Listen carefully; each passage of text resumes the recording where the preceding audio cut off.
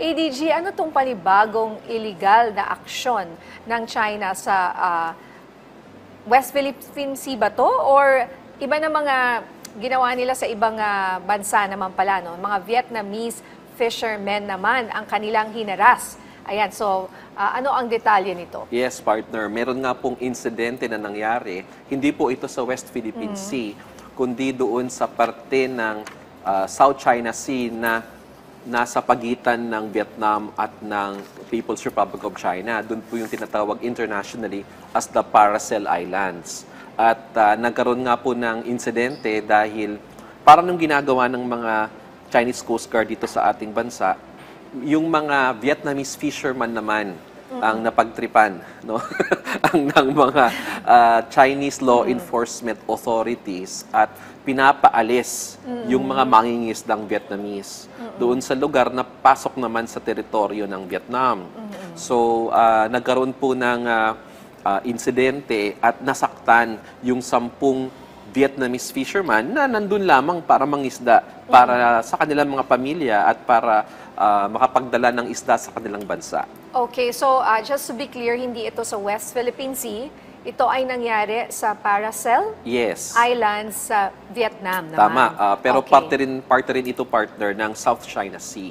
Kaya pasok din ito dun sa 10-dash line ng China. Kasi Okay. dito sa 10-dash line nila, ang apektado nito ay hindi lang na mga Pilipinas, ngunit ang iba pang mga karatig bansa natin gaya ng Brunei, Indonesia, Malaysia, and Vietnam. Okay.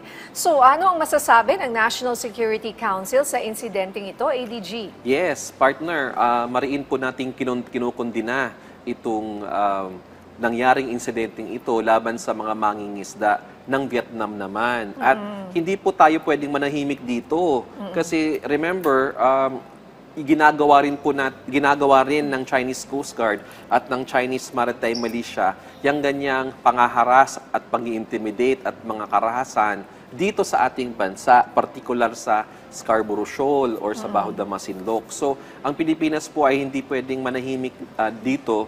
Kaya, kumbaga, sinasang-ayunan natin yung naging protesta ng Vietnam dahil syempre nasaktan yung kanilang mga mangingisda at sinasang-ayunan natin at sinasamahan natin ang Vietnam sa pagprotesta nila sa naging karahasan laban sa mga mangingisda nila.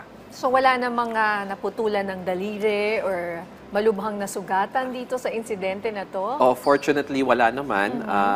Base doon sa report na natanggap natin at base doon sa naging pahayag ng Vietnamese Foreign Ministry, ay wala namang malubha na nasugatan na gaya nung nangyari sa June 17 during our resupply to Ayungin Shoal. Pero nasugatan nga yung mga Chinese, ang mga Vietnamese fisherman. At nung babasahin mo, partner, yung naging pahayag naman ng Chinese Coast Guard at ang Chinese Maritime Authorities dito, parang yung insidente lang sa atin na wala naman daw silang maling ginawa, na wala daw karahasan, at wala naman, kumbaga, laayon daw sa batas ng lahat ng ginawa nila. At nag-trespass na naman itong mga fishermen na to, siguro ganon. Correct. Kanila yon, ganyan. Correct. At ang sinasabi, provocative daw yung naging aksyon ng Vietnam, gaya din ang sinasabi nila sa atin. So parang madali, pwede mong tanggalin yung mga nouns at palitan ng Philippines at it would be the same exactly story? the same story. I see. Okay. So, malinaw na hindi lang naman Pilipinas kasi ang paglaban sa kanilang teritoryo, no?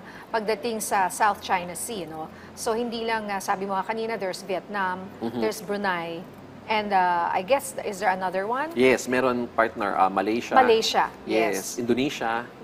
At may mga insidente. May mga insidente pong ganito at nakikita natin yung pattern na ganito. Kaya naman, nagdesisyon si National Security Advisor Eduardo Año na samahan ng Department of Foreign Affairs sa pagkundina. Kasi kailangan kasi, partner, magtulong-tulungan tayong mga magkakapatid sa ASEAN, tayong mga magkakapitbahay sa ASEAN, na kailangan manawagan tayo ng pagsuporta sa international law at sa UN Convention on Law of the Sea, UNCLOS. At hindi tayo pwedeng manahimik kung yung mga karatig bansa natin ay nagkakaroon ng insidenteng ganito because kailangan magtulungan tayo bilang mga magkakapatid sa ASEAN. Alright. Maraming salamat sa mga update mo, ADG John. Maraming salamat din, partner.